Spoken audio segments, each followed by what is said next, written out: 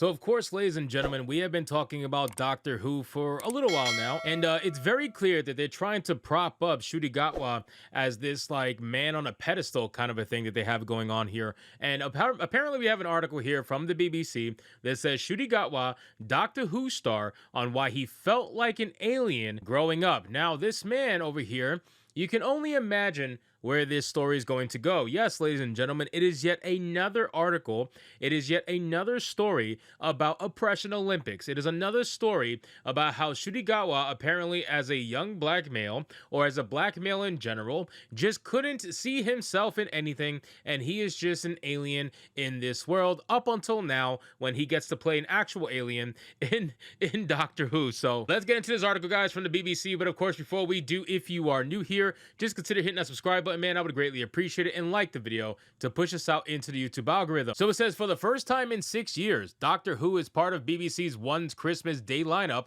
and there's a new doctor taking control of the TARDIS. Ncuti Gatwa's 15th Doctor has already been seen in action when he appeared earlier this month in the final special featuring David Tennant's 14th Doctor. But the Christmas Day special is Gatwa's first full episode, and on occasion, when the BBC expects millions to sit down with their families to watch and enjoy. It is not surprising that the actor, who's been filming his first series for most of this year, has spent a lot of that time feeling anxious about the weight of the expectation. Exactly, he says. Now, in the beginning of this article, from what I read, it's actually not bad. It is someone talking about the fact that they're taking over a beloved character and the weight on their shoulders that comes with that, and how it's obviously not an easy thing to deal with and handle. And I can appreciate when someone says that. It seems like it comes from a place of respect, but then it kind of devolves later on in the article when he starts talking about identity politics and the reason why he feels like an alien. It completely disvalues their argument or their overall statements regarding the show, when it makes it seem like they don't really care about the show, right? You can't start off saying these things that make it seem as if you're so hyped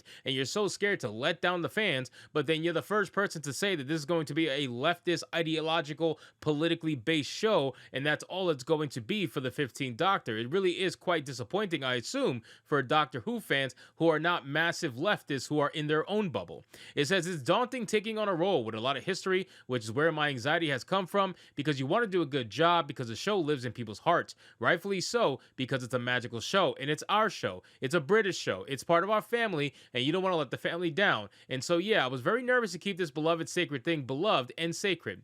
Gatwa, who has made his name as one of the stars on Netflix's hit Sex Education, was announced as a new doctor in May 2022 and began filming this February. He says the anxiety, not helped by such a long build-up, has never really gone away. From the moment I wake up to the moment I go to bed, it's anxiety, he says. But people tell me it means that I care, and I do, and I love the show massively. See, he should have just left it there. I mean, there's nothing wrong with what he's saying right now. I can respect what he's saying right now. I wish he just kept it to what this is, and that's it. But unfortunately, they're never going to allow him to do that. You know, the BBC and everybody in charge of Doctor Who, they're going to want to utilize this man's skin color as much as they possibly can. So they're going to make sure that they just slide in a little bit of identity politics when they get their opportunity. So we're going to shoot on down to the article, and we're going to talk about the parts where he's actually, throwing in his identity politics.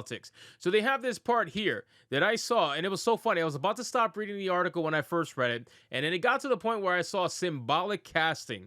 And my God, do you already know what that's going to mean? Anytime they say symbolic casting with a black lead, you already know they're going to talk about how stunning and brave that he is the first black doctor. They're going to mention his race every chance that they get. And it's really sad, man, because you take an opportunity away to really do a great job and do it politically free, but you're going to make it into something political because you just can't help yourselves, right? The BBC can't help themselves. Ncuti Gatwa can't help himself. And it's going to be obvious that that's what's going to happen. So let's get into the article and see what it says. Symbolic casting. More seriously, because they want to make sure you know this is serious business. It's inevitable that his casting as the first black actor to take on the show's lead role will be seen as symbolic. I think it means that we're here and we're not going anywhere, Gatwa says. I mean, Doctor Who is a show that kind of reflects where Britain is at in a way because it's so quintessentially British. It's been on our screens for so long. It's a bit of a mirror to where we are in society. And so I think it's showing that we're here here and we're part of the cultural landscape and we're not going anywhere. So apparently, if all the black people in Britain didn't already know that they were part of Britain and they were there to stay, well, guess what? The politically driven show Doctor Who is now going to confirm and remind you that you are in fact here to stay. Yes, ladies and gentlemen, Doctor Who confirms that black people are here to stay.